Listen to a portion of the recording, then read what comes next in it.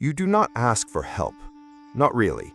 Not in the way that would actually cost someone something. You figure it out. You research it at midnight.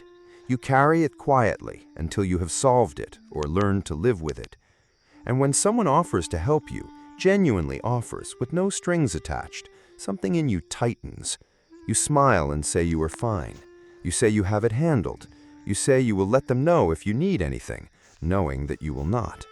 And the strangest part is that this is not pride. It is not stubbornness. From the inside, it does not even feel like a choice. It feels like the only reasonable response to a world that you learned very early and very clearly could not always be relied upon to show up. There is a specific kind of person who moves through life with a particular self-sufficiency that the world tends to admire from a distance and misunderstand up close. They are competent. They are reliable. They handle things. When something breaks in their home, in their work, in their relationships, they are the one everyone else turns to, and they turn to no one. Not because they are closed off, not because they do not need things, but because somewhere in the architecture of who they became, needing and asking got separated into two different acts. You can need something, you just cannot ask. John Bowlby's decades of research on attachment gave psychology the framework to understand how this separation happens.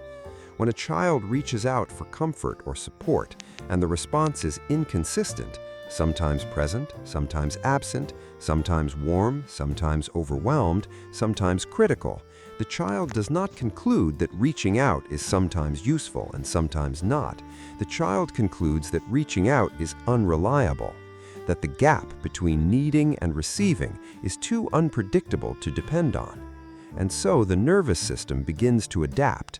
It begins to route around the need for external help the way water routes around a rock. Not because the water decided to go another way, but because the path of least resistance stopped going through the rock altogether. Psychologists call this the development of a dismissing attachment style. The person does not stop needing, they stop showing that they need. They build competence the way other people build relationships as a primary survival strategy. Every problem they solve alone is another piece of evidence that self-reliance works. Every time they figured it out without asking is another confirmation that the asking was never necessary.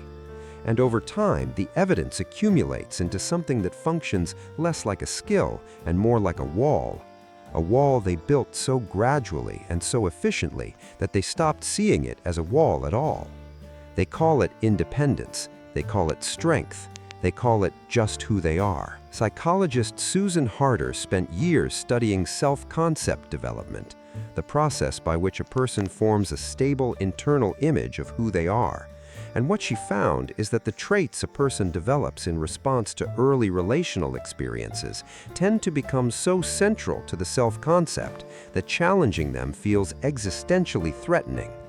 The person who fixed everything themselves did not just learn a behavior, they became it. Their competence is not something they do, it is something they are. And being asked to rely on someone else is not just uncomfortable, it's disorienting.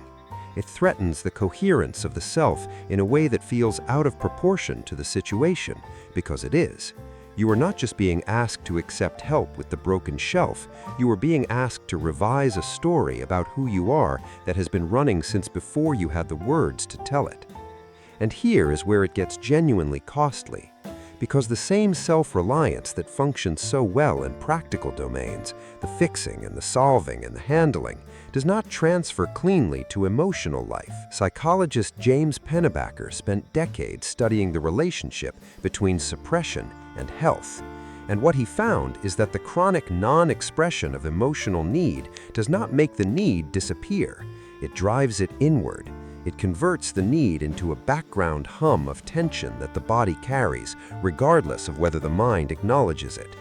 Pennebaker's research on expressive writing showed that the simple act of articulating an unspoken need, even just to a page, even with no one reading, produced measurable reductions in stress hormones, improvements in immune function, and significant increases in psychological well-being.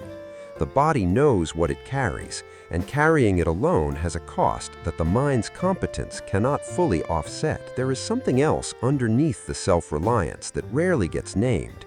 Psychologist Harriet Lerner, in her research on the psychology of dependency and care, identified a pattern she called the overfunctioner, the person who takes on more than their share, not just because they are capable, but because taking on more is the only position in a relationship that feels safe. When you are the one doing the fixing, you know exactly where you stand. You are needed. You are useful. Your place in the dynamic is secured by what you provide. But the moment you ask for something, the moment you become the one who needs rather than the one who gives, you are suddenly in the most vulnerable position you know. You are dependent, and dependent has never felt safe. So you keep fixing, you keep handling, you keep solving, not just because you can, but because staying in the role of the person who never needs anything is the closest thing you have ever found to guaranteed safety in a relationship. The people who love someone like this often describe a particular and persistent frustration. They want to help and are never allowed to. They watch the person they care about carry something heavy and are given no way in. And the person carrying it often genuinely does not understand the frustration, because from the inside, the carrying feels like a gift, like not being a burden, like loving the people around them by never requiring anything from them. What they don't see, what is almost impossible to see from inside the pattern, is the refusal to receive is also a refusal to let other people feel useful, valued, and genuinely close.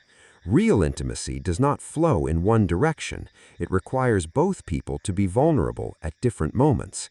And a person who is never vulnerable is also, in the most important sense, never fully known. Psychologist Brené Brown's research on vulnerability and connection confirmed what the clinical literature had been pointing toward for decades.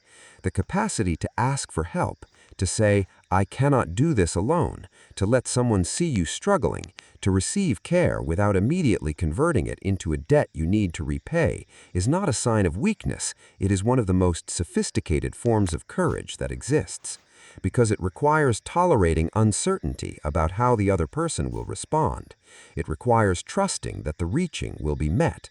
And for someone who learned very early that reaching was unreliable, that trust is not a small thing to rebuild.